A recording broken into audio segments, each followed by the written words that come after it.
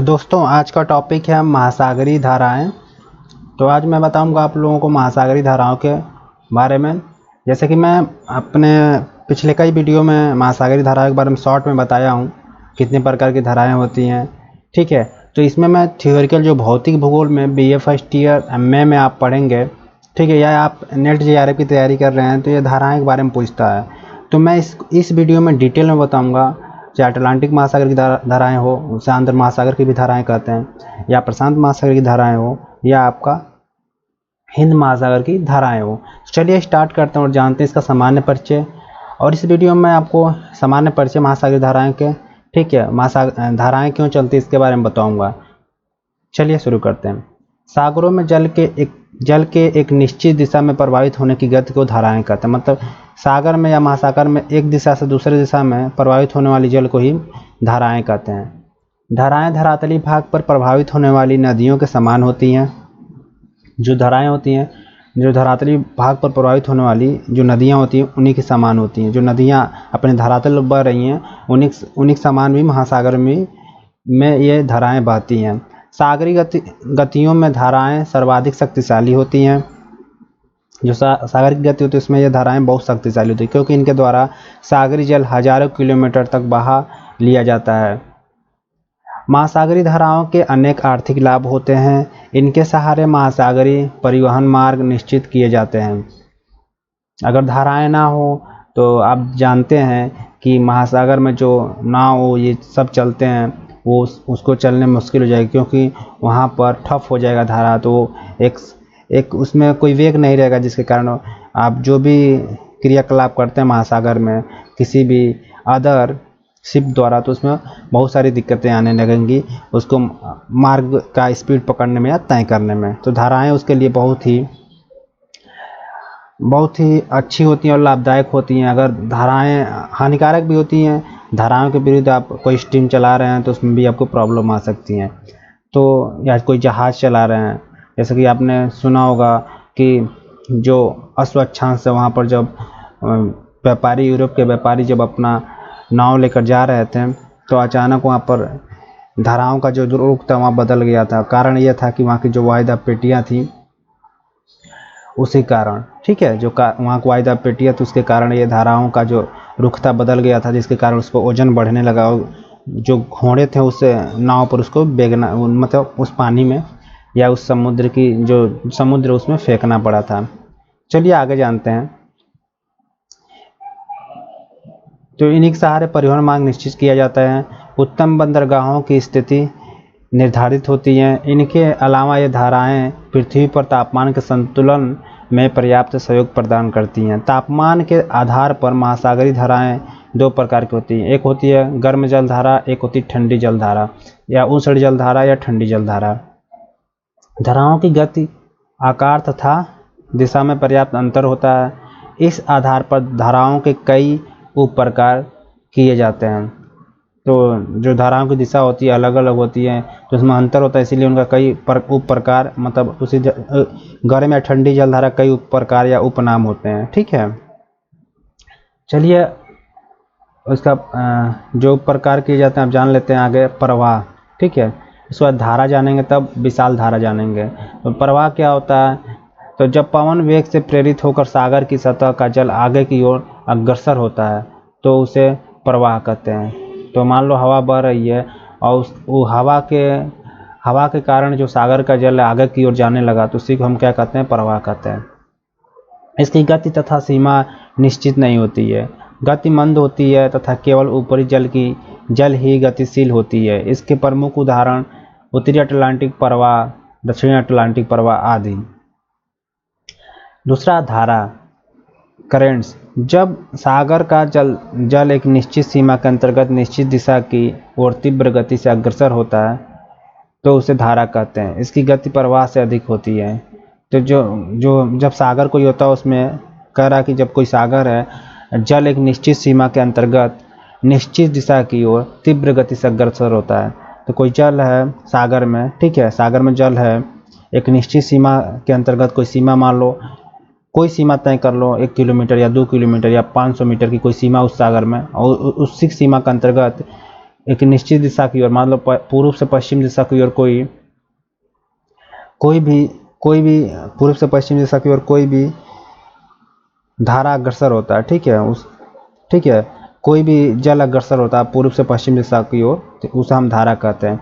तो एक स्थिर सागर में मान लो 500 मीटर के अंतर्गत, एक सीमा के अंतर्गत कोई भी जल जो तेज गति से पूर्व से पश्चिम या पश्चिम से पूर्व दिशा में अग्रसर होता है, उसी को क्या कहते हैं, धारा कहते हैं। धारा की जो गति होती है प्रवाह से ज़्यादा होती है, ठीक है। अब तीसरा है विशाल धारा। जब सागर का अत्यधिक जल भूतल की नदियों के समान एक निश्चित दिशा में गतिशील होता है तो उसे विशाल धारा कहते हैं। इसकी गति प्रवाह तथा धारा से अधिक होती है। खाड़ी की धारा या गल्फ स्ट्रीम इसकी प्रमुख उदाहरण है। तो यहाँ पर कहने का मतलब ये कह रहा है कि जो विशाल धाराएं होती हैं हमेशा ये धारा और प्रवाह से ज़्यादा प्रबल होती हैं, प्रचंड होती हैं। कारण यह है कि ये एक नदी का रूप धारण कर लेता है, ये बहुत विशाल रूप धारण करके आगे की ओर बढ़ता है। उदाहरण में जैसे गल्फ स्ट्रीम और खाड़ी की धारा, ठीक है। चलिए आगे जानते हैं। अब यह तो हम सामान्य परिचय बताएं कि जो धाराओं की उत्पन्न होती है पवन के प्रवाह से, जो वहाँ पर अभी मैं आगे बताऊंगा कि ये धाराएं जो चल रही हैं किस दिशा की ओर चलती हैं। और विशाल धारा, ये तो मैं बताया आपको, ये ठंडी और गर्म जल के अनुसार इनका जो प्रवाह है, धारा क्या होता है, विशाल धारा क्या होता है, अप्रवाह क्या होता है, ये मैंने आपको यहाँ पर डिफाइन कर दिया। तो चलिए अब जानते हैं धाराओं की जो उत्पत्ति होती कैसे होती है। जैसे कि ये धारा है, इसकी उत्पत्ति कैसे होती है। महासागरों में धाराओं की उत्पत्ति कई कारकों के सम्मिलित प्रयास के फलस्वरूप संभव होती है। तो कई कारक उसमें मिलते हैं, मिलते जुलते तब जाकर वो धारा की उत्पत्ति होती है। इनमें से कुछ कारक महासागरीय जल की विभिन्न विशेषताओं से संबंधित हैं। कुछ कारक पृथ्वी की परिभ्रमण क्रिया, उससे गुरुत्वाकर्षण बल से संबंधित है, तथा कुछ बाह्य कारक, इनके अलावा कुछ ऐसे कारक भी हैं जो धाराओं में परिवर्तन लाते हैं। इन्हें रूप परिवर्तन कारक कहते हैं। तो देखो पहला क्या है, धाराओं की उत्पत्ति के लिए धाराएं क्यों आती है। पहला देखो बाह्य कारक, गुरुत्वाकर्षण बल, परिभ्रमण क्रिया, पृथ्वी का जो घूमती है पृथ्वी में जो गुरुत्वाकर्षण बल है, ठीक है। महासागरी की जो विभिन्न विशेषताएं उनके अंतर्गत, ठीक है। तो ये 3 हो गया। अब नेक्स्ट यहाँ तो देखो मैंने बताया यहाँ पर परिभ्रमण है, गुरुत्वाकर्षण है, अब बाह्य कारक हैं, और इसमें जो इसके अलावा भी ऐसे कारक भी हैं जो धाराओं में परिवर्तन लाते हैं। इन्हें रूप परिवर्तन कारक कहते हैं, ठीक है, मॉडिफाइंग फैक्टर्स। अब इसमें देखो और जो है पृथ्वी के परिभ्रमण से संबंधित, देखो जैसे कि मैं यहाँ पर बताया हूँ। अब इसी धाराओं की उत्पत्ति में जो मैंने ये फैक्ट बताया, इसी का जो परिभ्रमण है, इससे कैसे धारा उत्पन्न होती है इसके बारे में जान लेते हैं। पृथ्वी के परिभ्रमण से संबंधित कारक, पृथ्वी पश्चिम से पूर्व दिशा में अपनी अक्ष रेखा के सहारे परिक्रमा करती है। तो क्या करती है, पश्चिम मान लो यहाँ ऐसे पृथ्वी है, ठीक है, यह पृथ्वी है, ठीक है। तो पृथ्वी क्या करती है, अपने अक्ष पर पश्चिम दिशा से, ठीक है, पश्चिम दिशा से पूर्व दिशा की ओर चक्कर लगाती है, ठीक है। तो पश्चिम से पूर्व की ओर चक्कर लगाती है, ठीक है, अपने अक्ष पर, ठीक है, परिक्रमा करती या चक्कर लगाती, बात एक ही हुई। इस गति के कारण जल स्थल का साथ नहीं दे पाता है। तो जल जो स्थल के साथ होता है पृथ्वी पर, समुद्र में, वो स्थल का साथ नहीं दे पाता, जिस कारण वो पीछे छूट जाता है। परिणाम स्वरूप जल में पूर्व से पश्चिम दिशा में गति उत्पन्न हो जाती है। तो मान लो पृथ्वी पश्चिम से पूर्व दिशा में चक्कर लगा रही है, तो जल पीछे छूटता है, तो जल क्या कहता है कि पूर्व से पश्चिम दिशा में गति करने लगता है, ठीक है। इस तरह विषुवती रेखीय धाराओं की उत्पत्ति होती है। तो इस तरह क्या होता है, विषुवत रेखीय धाराओं की उत्पत्ति होती है। कभी कभी कुछ जल पृथ्वी की परिभ्रमण दिशा की ओर भी अग्रसर हो जाते हैं, मतलब पश्चिम से पूर्व में, ठीक है, जिस कारण प्रतिविषुवत रेखीय धारा की उत्पत्ति होती है। अब प्रतिविषुवत रेखीय आप धारा भी जान लिए, और आप जो ये धारा जो है, जो विषुवत रेखीय धारा, ये जान लिया। तो एक विपरीत होता है, एक जो जल धारा होता है, जब पृथ्वी अपने ध्रुव पर ऐसे मान लो ऐसे घूम रही है, जैसे मैं आपको बताया हूँ, तो गुरुत्वाकर्षण परिभ्रमण से कैसे उत्पत्ति होता है धारा, कैसे ये प्रभावित है, ये क्यों, ये कारक जो है परिभ्रमण, ये कैसे प्रभावित करता है, धारा कैसे उत्पन्न करता है सागर में। तो बता रहा हूँ, मान लो पृथ्वी है, पृथ्वी अपने अक्ष पर पश्चिम से पूर्व दिशा में घूम रही है, क्या, पश्चिम से पूर्व दिशा में, तो स्थल घूम रहा है, तो जल क्या होता है, पीछे छूट जाता है, उसका साथ नहीं दे पाता है स्थल का, ठीक है, भूमि का। तो चूंकि पृथ्वी पर ही जल है, तो इसके कारण क्या होता है, जल इसी पृथ्वी पर पूर्व से पश्चिम दिशा में अग्रसर हो जाता है, क्या पूर्व से पश्चिम दिशा में जाने लगता है, चलने लगता है। अब इसी के विपरीत कभी कभी होता क्या है, ठीक है, इसी जब ये जाने लगता है पूर्व से पश्चिम दिशा में, तो इसको हम क्या कहते हैं, विषुवतरेखी धारा कहते हैं। लेकिन कभी कभी होता क्या है, मतलब इसी के साथ कुछ धाराएं जो होती हैं, कुछ जो जल होता है पृथ्वी के साथ चक्कर लगाती है, उसको हम कहते हैं प्रति विषुवतरेखी धारा, ठीक है। प्रति विषुवतरेखी मतलब ये पश्चिम से पूर्व दिशा में चक्कर लगाती हैं या चलती हैं या अग्रसर होती हैं, ठीक है। तो पृथ्वी के चक्कर के साथ ही ये घूमती हैं। पृथ्वी की परिक्रमा का धाराओं की दिशा पर भी प्रभाव होता है। उत्तरी गोलार्ध में विषुवतीय रेखा से ध्रुव की ओर, तो कह रहा कि उत्तरी जो गोलार्ध उसमें विषुवत रेखा से ध्रुव की ओर तथा ध्रुव से विषुवत रेखा की ओर चलने वाली धाराएं अपनी दाहिनी ओर झुक जाती हैं, ठीक है, अपने दाहिनी ओर झुक जाती। इसी तरह दक्षिणी गोलार्ध में अपनी बाईं ओर झुक जाती। तो ऐसे एग्जाम्पल समझो, यहाँ इरेज करके बता रहा हूँ। तो मान लो ये गोलार्ध है, ठीक है। अब पृथ्वी घूम रही है तो इसके कारण धाराओं प्रभाव पड़ता है। तो मान लो ये ध्रुवों से धारा आ रही है तो अपने दाहिने झुक रही है, देखो ऐसे झुक जाती है। ये विषुवत रेखा, विषुवत रेखा से धारा ध्रुवों की ओर जा रही है तो ये भी अपने दाहिने झुक रही है, देखो दाहिने मुड़ रहा है, ठीक है। अब दक्षिणी गोलार्ध, ये हो गया नॉर्थ। अब दक्षिणी गोलार्ध में क्या होगा, यहाँ आएगा तो यहाँ देखो ये क्लॉकवाइज चलती हैं। अब ऐसे समझ लो, इसी को कहते हैं क्लॉकवाइज। अब इधर क्या होता है, एंटी क्लॉकवाइज, मतलब अपने बाएं ओर झुक जाती है। क्या होता है, अपनी बाएं ओर झुक जाती है, ठीक है, समझ गया ना। तो ध्रुवों जो आती हैं या विषुवत रेखा से आती हैं दक्षिणी गोलार्ध में, तो अपने बाएं ओर झुक जाती हैं। क्लियर हो गया। चलो नेक्स्ट जानते हैं। वह है सागर से संबंधित कारक जो है। तो सागर जल के तापमान, लवणता, घनत्व, तीन चीजें संबंधित होते हैं जिसके कारण धारा प्रभावित होता है। स्थानीय परिवर्तन हो जिसके कारण धाराओं की उत्पत्ति होती है। तो तापमान, लवणता और घनत्व में अगर परिवर्तन होता है तो जो धारा होती है उनकी उत्पत्ति में परिवर्तन होता है, ठीक है। तापमान में भिन्नता जिसके कारण धारा पर प्रभाव पड़ता है, धाराएं अग्रसर इसके कारण होती हैं। अब जानते हैं क्यों होती हैं। पृथ्वी पर सूर्यताप के वितरण में पर्याप्त असमानता पाई जाती है। विषुवतरेखी भागों में सूर्य की किरणें वर्ष भर लंबवत चमकती हैं, जिस कारण अत्यधिक सूर्यताप के कारण जल का तापमान ऊंचा हो जाता है। परिणामस्वरूप जल का घनत्व अत्यधिक कम हो जाता है और विषुवतरेखी जलधारा के रूप में गतिशील हो जाता है। इस तरह विषुवतरेखी पर जल की आपूर्ति के लिए ध्रुवों की ओर से विषुवत रेखा की ओर अंध प्रवाह प्रारंभ हो जाता है। तो आप यहाँ पर आप जान गए कि विषुवत रेखा तापमान ज़्यादा होने के कारण यहाँ बहुत ज़्यादा जब टेम्परेचर होता है सूर्य यहाँ पर असमान ज़्यादा तापमान होने के कारण ज़्यादा तापमान भी होता है, ज़्यादा वर्षा भी होता है। इसमें सूर्यताप जब तापमान ऊंचा होता है तो परिणामस्वरूप जो घनत्व होता है अत्यधिक कम हो जाता है, जो जल का घनत्व है बहुत कम हो जाता है। विषुवतरेखी जलधारा के रूप में गतिशील हो जाता है। इस तरह विषुवतरेखी पर जल की आपूर्ति के लिए ध्रुवों की ओर से विषुवत रेखा की ओर जो धारा होती चलने लगती है। तो देखो यहाँ बारिश भी होता है। मान लो पृथ्वी पर ये विषुवत रेखा है, कह रहा है कि तापमान में जो भिन्नता आता है, तो यहाँ पर देखो ये यहाँ पर विषुवत रेखा है, यहाँ पर सूर्य किरण या सूर्य, ठीक है, सूर्य।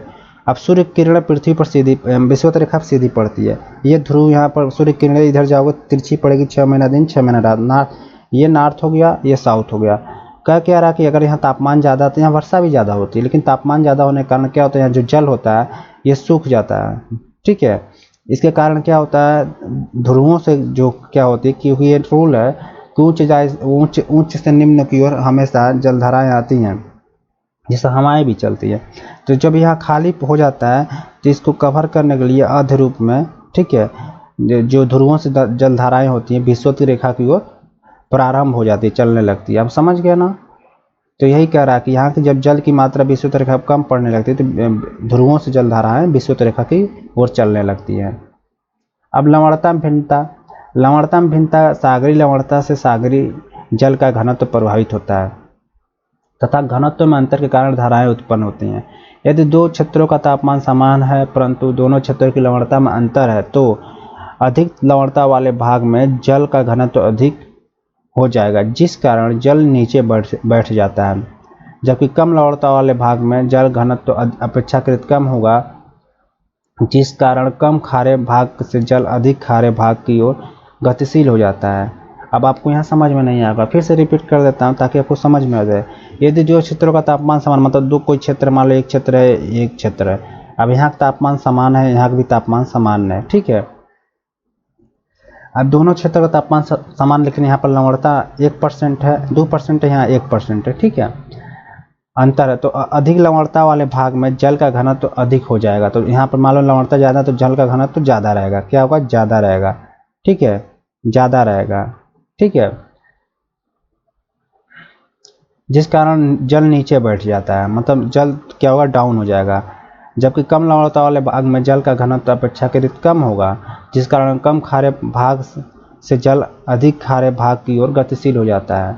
ऊपरी सतह के नीचे अधिक खारे भाग का जल कम खारे भाग की ओर अंत प्रवाह के रूप में चलने लगता है। इस तरह की धाराएं खुले तथा बंद सागरों के मध्य चला करती है। अटलांटिक महासागर अपेक्षाकृत कम खारा, तो अटलांटिक महासागर से जिब्राल्टर जलडमरू मध्य से होकर रोम सागर की ओर धारा चलने का यही कारण है। रोम सागर की सतह के नीचे का जल अंत प्रवाह के रूप में अटलांटिक महासागर की ओर चलने लगता है। इस तरह की धाराएं लाल सागर जो अधिक खारा है तथा अरब सागर के नीचे में चलती हैं। बाल्टिक सागर से उत्तरी सागर की ओर तथा उत्तरी सागर से बाल्टिक सागर की ओर अंत प्रवाह निश्चय ही लवणता में भिन्नता के कारण उत्पन्न होता है। तो कहने का मतलब यही है कि कोई भी जैसे कि अधिक खारा वाला जो सागर है, जहाँ पर नमक की मात्रा ज़्यादा है, ठीक है, वहाँ पर अंध रूप में धाराएं चलती हैं। तो यहाँ पर इस तरह जो लाल सागर है वहाँ पर भी तथा अरब सागर में भी। तो यहाँ पर कह रहा है कि जो भी जलधारा है, ठीक है, कोई धारा क्यों प्रभावित होती है? लवणता से। लवणता अगर ज़्यादा है, ठीक है, तो लवणता अगर ज़्यादा खारा लवणता है तो जल क्या होगा? नीचे बैठ जाएगा। क्या होगा? बहुत ज़्यादा लवणता है तो जल नीचे चला जाएगा,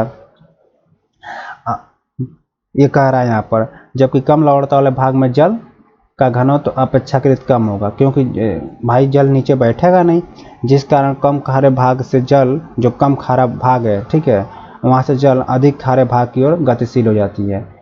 तो अगर मान लो दो क्षेत्र बताया हो, मान लो कोई भी दो क्षेत्र है, एक ज़्यादा खारा है एक कम खारा है, ठीक है, तो मान लो लाल सागर, तो लाल सागर और अरब सागर में, तो मान लो लाल सागर ज़्यादा खारा है अरब सागर कम खारा है, ठीक है, तो अब जो धाराएं होगी, अरब सागर अगर कम खारा है तो इसका यहाँ से निकल के मान लो ये अरब सागर या लाल सागर, यहाँ से धाराएं लाल सागर की ओर चलने लगेंगी, ठीक है। तो ये बता रहा है कि इसमें ऐसे समझ लो कि जिस सागर जो कोई भी सागर है, ठीक है, वहाँ पर अगर लवणता ज़्यादा है किसी सागर में, तो वहाँ पर जल नीचे की ओर बैठ जाता है, क्योंकि लवणता ज़्यादा होगी, ठीक है। लेकिन जहाँ पर लवणता कम है उसके सटे ही भाग में, तो वहाँ से जो जल ऊपर आ जाता है, ठीक है, लवणता उसका घनत्व तो कम होता है जल का, इसके कारण लवणता का कम है तो जल का घनत्व कम होगा, जिसके कारण वो क्या होगा? कम घनत्व से ज़्यादा घनत्व की ओर जलधाराएं चलने लगती हैं। यही यहाँ पर लवणता का भिन्नता बता रहा है, ठीक है, समझ गया ना। अब घनत्व में भिन्नता जान लेते हैं। अब तो लवणता में भिन्नता मैं बताया, अब घनत्व में भिन्नता क्या होता है। ऊपर तापमान तथा लवणता के कारण उत्पन्न घनत्व में भिन्नता के कारण धाराओं की उत्पत्ति की विवेचना की जा चुकी है।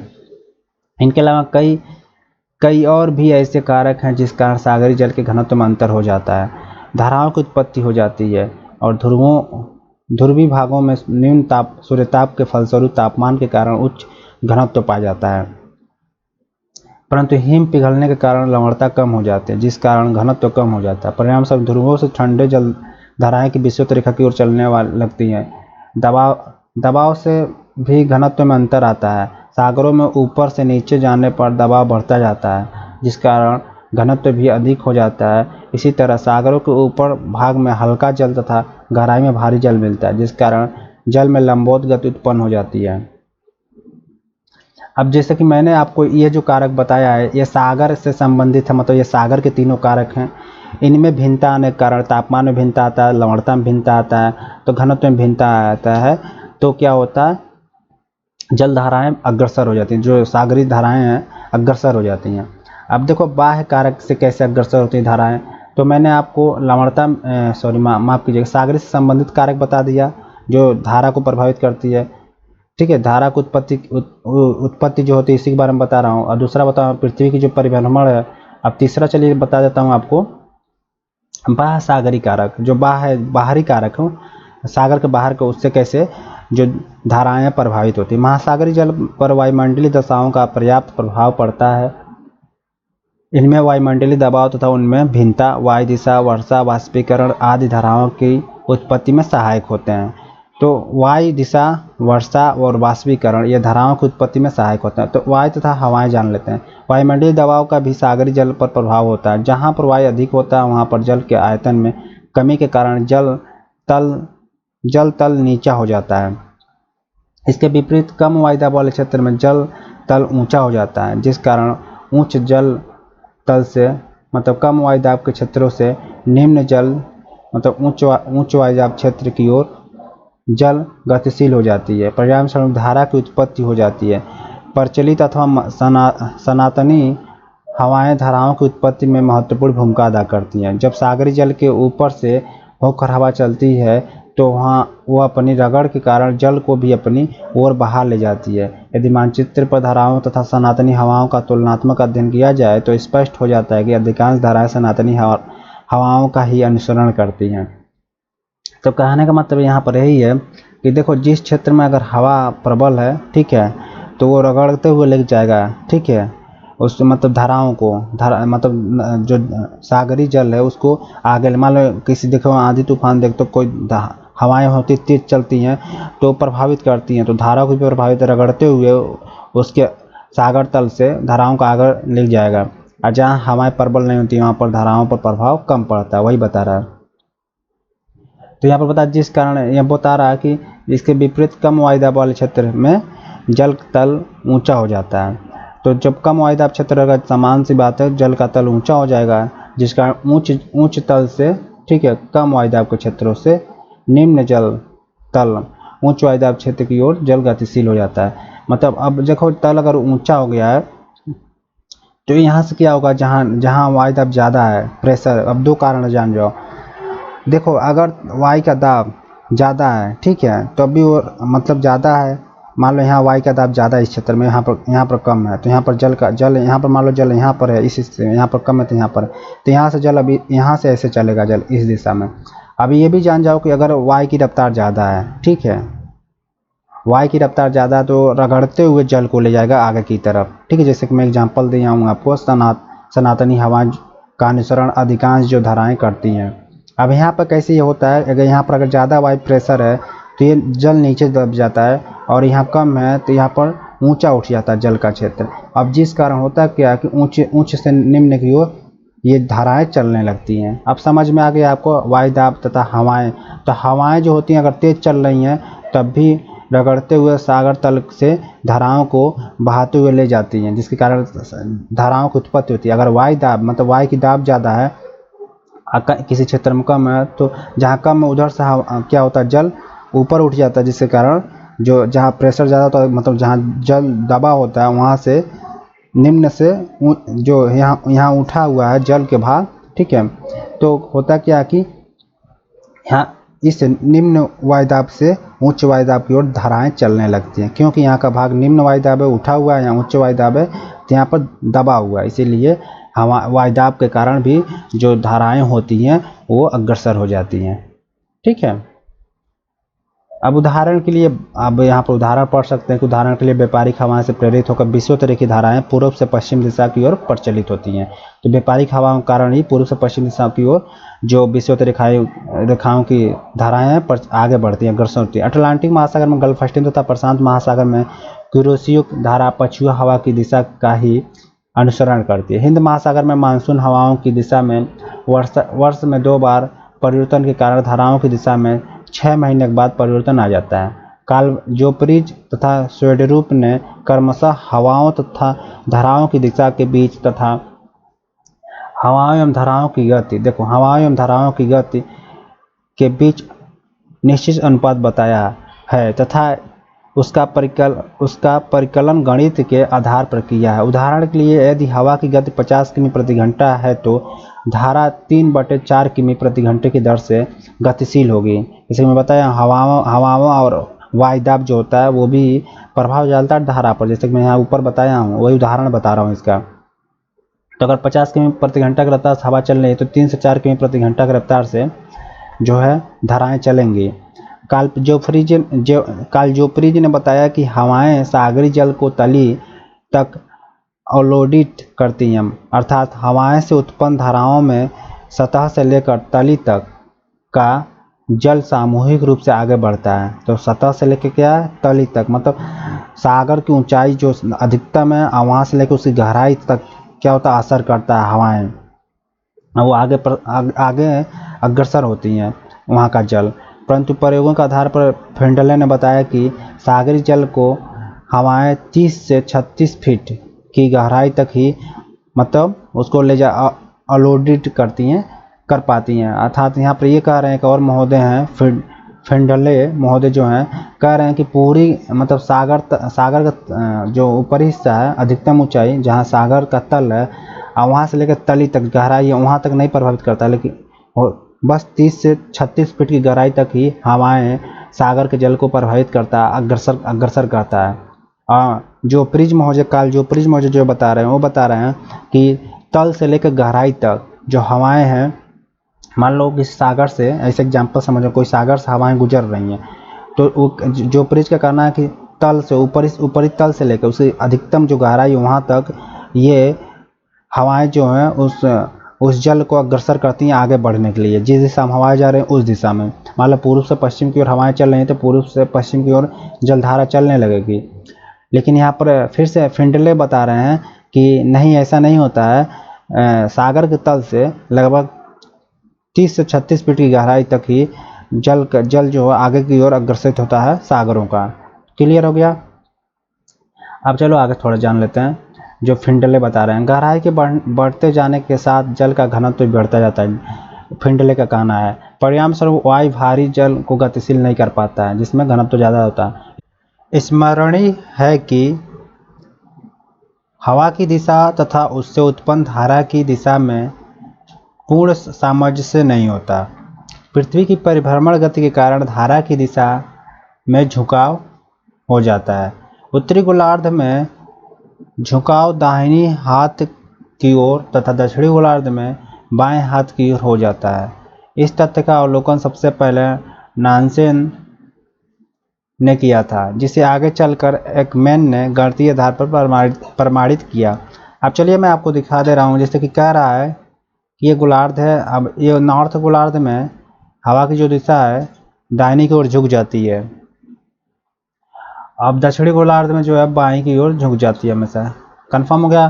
तो ऐसे समझ लो, इधर होता है घड़ी के सुई के नुमा चलता है नॉर्थ गोलार्ध में, दक्षिणी गोलार्ध में घड़ी का उल्टा चलता है। ये कारण होता है पृथ्वी का जो घूर्णन गति है, ठीक है, इसके कारण ये होता है। अब चलिए आगे जानते हैं। उत्तरी गोलार्ध में हवा से उत्पन्न धारा उसकी दिशा, हाँ जो दिशा है हवा से दाहिनी ओर 45 अंश के कोण पर झुक जाएगी। दक्षिणी गोलार्ध में 45 अंश का झुकाव बाईं ओर होगा। तो जैसे कि मैं बताया हूँ कि दोनों गोलार्धों में 45 अंश का झुकाव होगा। दाएं ओर नॉर्थ में होगा और बाएं ओर आपका साउथ में होगा। सतह से नीचे जाने पर हवा तथा धारा की दिशा के बीच झुकाव का कोण बढ़ता जाता है। क्योंकि सतह से नीचे जाने पर क्यों बढ़ता है बता रहा हूँ। तथा तली पर जाने पर हवा के प्रभाव के शून्य हो जाने के कारण यह झुकाव इतना अधिक हो जाता है कि हवा की दिशा के विपरीत धारा प्रभावित होने लगता है।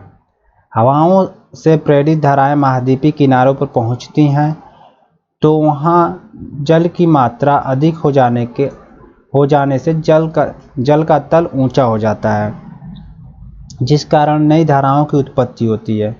विषयोत्तरी की धारा इसी तरह मैक्सिको की खाड़ी में अत्यधिक जल का संचय कर देती है, जिस कारण गल्फस्ट्रीम का जन्म होता है। इस तरह स्पष्ट है कि हवाएं सागरी भागों में धाराओं को जन्म तो देती ही हैं, साथ ही साथ उनकी दिशा तथा गति को भी निर्धारित करती हैं। तो यहाँ क्लियर हो गया, हवा हमेशा सागर में जब हवाएं चलती हैं तो जो धाराएं होती हैं उनको जन्म भी देती है, उनकी दिशा को भी निर्धारित करती हैं, ठीक है। तो ये आपका हो गया यहाँ तक झुकाव के साथ जो धाराएं चलती हैं हवाओं के कारण।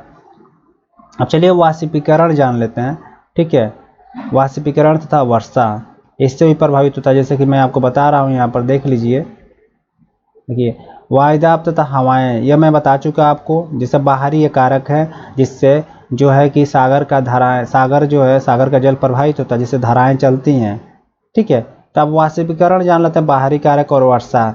जिन भागों में वर्षा अधिक होता है तथा वाष्पीकरण कम होता है वहाँ पर अत्यधिक जलराशि के कारण जल का तल ऊंचा हो जाता है। इसके विपरीत जहाँ पर वर्षा तो कम होती है परंतु वाष्पीकरण अधिक होता है, वहाँ पर जल का तल नीचा हो जाता है। वास्तव में वर्षा तथा वाष्पीकरण का सागरीय लवणता एवं घनत्व से भी संबंध होता है। कम वाष्पीकरण के साथ उच्च वर्षा के कारण लवणता कम हो जाती है, सागरीय जल का घनत्व कम हो जाता है, परिणाम स्वरूप जल का तल ऊंचा हो जाता है। इसके विपरीत अत्यधिक वाष्पीकरण का साथ न्यून वर्षा के कारण लवणता तथा घनत्व में वृद्धि हो जाती है, जिस कारण जल का तल नीचा हो जाता है। इस तरह उच्च जल तल से निम्न जल तल की ओर धाराएं चलने लगती हैं। विषुवत पर उच्च वर्षा एवं न्यून वाष्पीकरण के कारण उच्च जल तल होने से उच्च अक्षांशों की ओर धाराएं चलने लगती है। इसी तरह ध्रुवीय भागों में कम वाष्पीकरण किंतु हिम के पिघलने से प्राप्त जल की अधिकता के कारण धाराएं मध्य अक्षांशों की ओर चलने लगती है। रोम सागर में उच्च तापमान के कारण अपेक्षाकृत अधिक वाष्पीकरण के कारण सागरीय लवणता में वृद्धि हो जाती है, परिणाम स्वरूप घनत्व बढ़ जाता है तथा अटलांटिक महासागर से रोम सागर की ओर धाराएं चलने लगती हैं। तो कहने का मतलब ये है कि देखो, जहाँ पर अगर मतलब बहुत ज़्यादा लवणता है, ठीक है, तो लवणता ज़्यादा है, कम वर्षा हुआ, न्यून वाष्पीकरण हुआ है, ठीक है, तो वहाँ पर जल जो है कम मात्रा में रहेगा, जिसके कारण उसकी जो देखोगे उसकी जो ऊंचाई होगी कम होगी। लेकिन जहाँ पर वाष्पीकरण न्यून हुआ है और ज़्यादा वर्षा हुआ, ठीक है, ज़्यादा वर्षा हुआ है, तो वहाँ पर देखोगे जल का मात्रा ज़्यादा होगा, जिसके कारण उच्च से निम्न की ओर जो धाराएं होती हैं चलने लगती है। जैसे विषुवत रेखा ज़्यादा वर्षा होता है जिसके कारण वो हमेशा देखोगे ध्रुवों की ओर धाराएं चलती हैं, और वैसे ही ध्रुवों से मध्य अक्षांशों की ओर धाराएं चलने लगती है, क्योंकि वहाँ पर बर्फ़ पिघलने के कारण वहाँ पर ज़्यादा जल हो जाता है। इसके कारण जल फिर से अपने न्यून स्थान होता है, नीचे तल होता है, उसकी ओर बढ़ने लगती हैं। तो वही कह रहा कि वाष्पीकरण तथा वर्षा जो है इस पर डिपेंड करता है। धाराओं को चलने के लिए बाहरी कारक है। अगर वर्षा ज़्यादा हो रहा है, किसी क्षेत्र में न्यून वाष्पीकरण है, तो उस एरिया में जो लवणता होगी कम मात्रा में होगी, ठीक है, तो जल का तल जो है ऊपर उठ जाएगा, मतलब वो हाई लेवल पर हो जाएगा। लेकिन अगर वर्षा कम हो रहा है, अधिक वाष्पीकरण हो रहा है, तो जल का घनत्व बढ़ जाएगा और लवणता की मात्रा ज़्यादा हो जाएगी, जिसके कारण होगा क्या कि वहाँ की जो लेवल है जल का वो नीचे हो जाएगा। तो ऊंच वाले हिस्से से निम्न की ओर वो जो धाराएं होती चलने लगती है। वाष्पीकरण तथा वर्षा भी एक कारण है धाराओं को चलने के लिए। चलो नेक्स्ट जानते हैं धाराओं की दिशा में परिवर्तन लाने वाले कारक, ठीक है। अब धाराओं की दिशा में जो परिवर्तन लाने वाले कारक, इसके बारे में तो देखो मैंने क्या क्या आपको बता दिया, ये आप एक बार रिपीट कर लो, ठीक है। देखो ये जो सागर से संबंधित कारक था, ठीक है, इसके पहले जो मैं बताया आपको जो धाराओं की उत्पत्ति है, क्यों उत्पत्ति होती है, ठीक है, तो धाराओं की उत्पत्ति क्या मैंने बताया। उसके बाद सागर से संबंधित कारक इसी में आता है। धाराओं की उत्पत्ति में पृथ्वी के परिभ्रमण से भी धाराएं उत्पन्न होती हैं, तो पृथ्वी जो चक्कर लगाती है अपना अक्ष पर। फिर से सागर से संबंधित जो कारक थे मैं बताया, तापमान जैसे था, और लवणता था, घनत्व था। फिर से आपको मैं अभी जो बाहरी कारक है, मतलब बाहर जो जल है सागर का, उसके बाहर के कारक से वायुदाब बता दिया, हवाएं बता दिया, ठीक है। देखो वायुदाब हवाएं में अंतर होता है, ये याद रखना, मैं बता भी दिया, इसको डिफाइन किया बढ़िया से, ठीक है। और फिर से मैंने आपको वाष्पीकरण भी बता दिया, ठीक है। अब नेक्स्ट है जो वहाँ तक तो खत्म हो गया कि अब उत्पत्ति के कारक तो खत्म हो गया, ठीक है, धाराएं क्यों उत्पन्न होती है। अब धाराओं की दिशा में परिवर्तन क्यों आता है, इसके जो कारक, इसके बारे में चलिए जान लेते हैं। धाराओं की दिशा में प्रचलित पवन तथा पृथ्वी की परिभ्रमण, मतलब जो प्रचलित पवनें होती हैं, ठीक है, बहुत ज़्यादा, जिसका नाम है जैसे व्यापारिक पवन, ठीक है, पछुआ पवन, तो ऐसे प्रचलित पवन और जो पृथ्वी अपने अक्ष पर गति करती है, ठीक है, इनका प्रभाव पड़ता है धाराओं की दिशा में बदलने के लिए। ठीक है, इन प्रभावों का उल्लेख ऊपर किया जा चुका है। इनके अलावा महाद्वीपों के तटों की आकृति तथा बनावट एवं महासागरीय तली की रूपरेखा का धाराओं की दिशा के निर्धारण में अधिक महत्व होता है। आप कहोगे कि जो महाद्वीपों की तट की बनावट, मान लो उसकी तट की जैसी बनावट होगी, उसी के हिसाब से उससे टकरा के धाराएं घूम जाती हैं। पहला होता है तट की दिशा, चलो इसके बारे में जान जाते हैं, तथा आकार जो होता है। जब महाद्वीपीय भाग सागरी धाराओं की दिशा में लंबवत रूप में, अर्थात इसे लंबवत रूप में, इसे लंबवत रूप में, ठीक है, तथा लंबवत रूप से पाए जाते हैं तो धाराओं के मार्ग में अवरोध उत्पन्न हो जाता है तथा धाराएं महाद्वीपीय तट के समानांतर चलने लगती हैं, मुड़ के उसके समानांतर चलने लगती है। विषुवत-रेखीय धारा ब्राजील तट से टकराने पर दो भागों में विभक्त हो जाती है। उत्तरी शाखा खाड़ी की धारा के नाम से संयुक्त राज्य अमेरिका के पूर्वी तट के सहारे चलने लगती है तथा दक्षिणी शाखा ब्राजील की धारा के नाम से ब्राजील तट के सहारे दक्षिण की ओर चलने लगती है। हिंद महासागर में मानसून धाराएं भारतीय तट के अनुरूप प्रभावित होती हैं। कारण यही होता है क्योंकि वो ब्लॉक कर देता है अगर लंबवत दिशा में होता है। ठीक है, तो ब्राजील का जो एरिया है लंबवत दिशा में, जिसके कारण वहाँ टकरा कर धाराएं दो शाखाओं में बंट जाती हैं, जिसको ब्राजीलियन धारा कहा जाता है, एक उत्तरी शाखा खाड़ी में चला जाता है, उसको जो उत्तरी शाखा खाड़ी के नाम से जाना जाता है उस धारा को। अब देखते हैं जो धाराओं की दिशा घुमाने का दूसरा कारक है तली की आकृति जो होता है। ठीक है, तली की आकृति, जो महासागर की तली है उसकी आकृति के साथ महासागरीय तली की असमानताएं धाराओं के मार्ग को प्रभावित करती हैं। जब इन धाराओं के मार्ग में अंतः सागरीय कटक होते हैं, ठीक है, तो धाराएं कुछ दाहिनी ओर मुड़ जाती हैं। उदाहरण के गल्फ स्ट्रीम स्कॉटलैंड के पास जब बेबिल्टामसन कटक को पार करते तो वो दाहिनी ओर मुड़ जाती हैं। इसी तरह उत्तरी विषुवत-रेखीय धारा मध्य अटलांटिक कटक को पार करती है, उस समय दाहिनी ओर मुड़ जाती है। अब मैं बताता हूँ कटक क्या होता है। महासागरों में एक जैसे कि उठा हुआ भाग होता है, उभरा हुआ भाग लंबवत में होता है। अब इसमें जो इसको जब क्रॉस करती धाराएं तो इसके सहारे घूम जाती हैं। ठीक, क्या मान लो इधर धाराएं आ रही है, अब यहाँ कटक है ऊंचा एकदम, तो क्या होता है महासागरों में, उसको तली में, तो ये घूम जाती हैं। ठीक है, तो ऐसे यहाँ एग्जाम्पल दिया गया है। जो आप देखोगे गल्फ स्ट्रीम में जब स्कॉटलैंड के पास जाता है, ठीक है, उत्तरी अटलांटिक महासागर में, तो बेबिल्टामसन जो कटक को पार करते समय वो दाहिनी ओर मुड़ जाती है। ठीक है, अपने दाएं ओर मुड़ जाती है। इसी तरह जो उत्तरी विषुवत-रेखीय धारा मध्य अटलांटिक कटक को पार करते तो उस समय वो दाहिनी ओर मुड़ जाती है। तो ये मतलब तली, उसका मतलब सागर का तली बनावट कैसे है उस हिसाब से ये प्रभावित होता है धाराएं। अब दूसरा मौसम परिवर्तन। मौसम परिवर्तन से भी धाराओं के जो चलने की गति है, घूमने की दिशा, पश्चिम पूर्व दाएं बाएं, उसमें परिवर्तन होता है।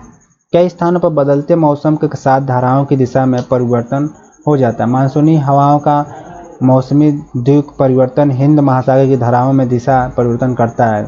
शरतकालीन उत्तर पूर्वी मानसून के समय मानसूनी धाराओं के तट के सहारे दिशा पूर्व से पश्चिम होती है, जबकि ग्रीष्मकालीन दक्षिण पश्चिम मानसून के समय धाराओं की दिशा बदल कर उत्तर पूर्व हो जाती है।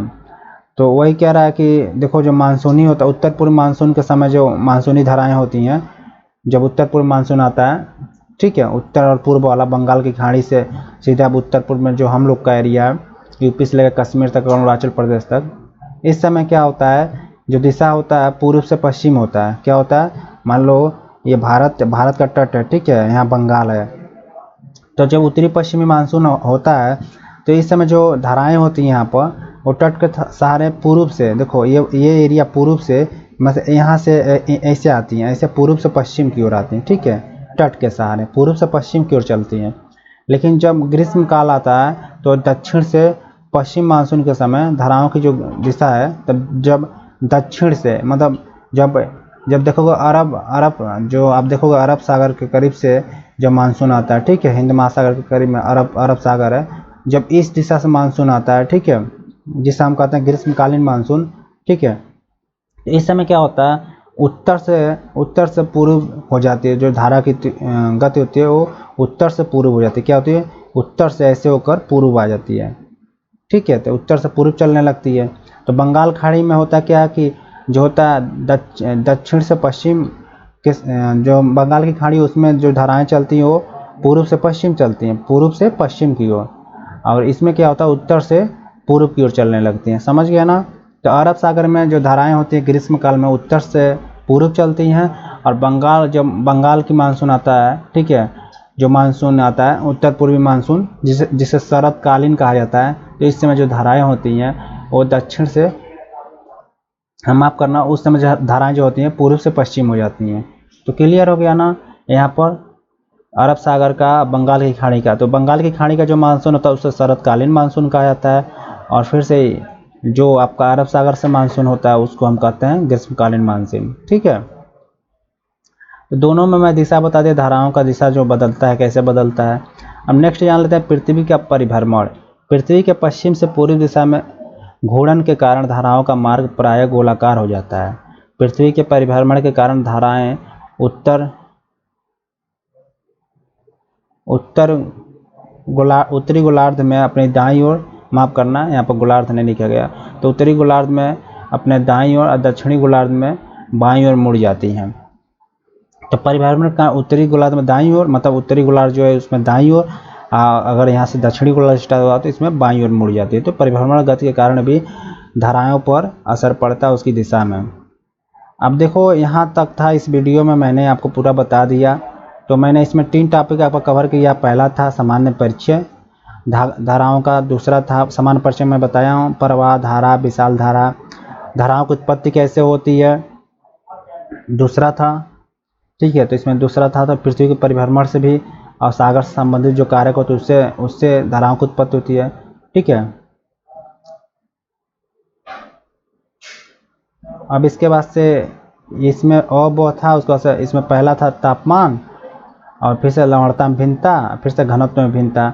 ठीक है, अब इसके बाद से आपको मैं पढ़ाया हूँ धाराओं की दिशा में परिवर्तन वाले कारक।